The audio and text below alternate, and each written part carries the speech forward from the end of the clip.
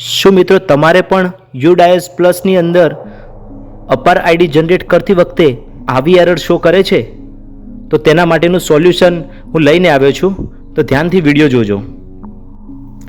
અપાર ID generate કરવા માટે અપાર મોડ્યુલમાં સંમતિ ફોર્મ આપણે અહીંયા કમ્પ્લીટલી ફિલ કરીએ છીએ.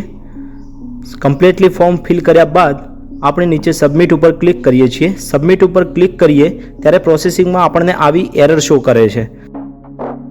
આ એરરનું સોલ્યુશન છે, આપણે ઉપર do you want to change Aadhaar ઉપર ક્લિક કરવાનું છે.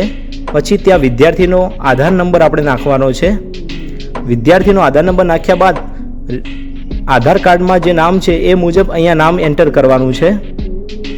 એ નામ એન્ટર કર્યા બાદ આપણે ફરીવાર સબમિટ ઉપર ક્લિક કરીશું. તો જોઈશું કે આપણું જે એરર હતી એ હવે શો નહીં થાય અને આપણી અપાર આઈડી જનરેટ સક્સેસફુલી થઈ જશે.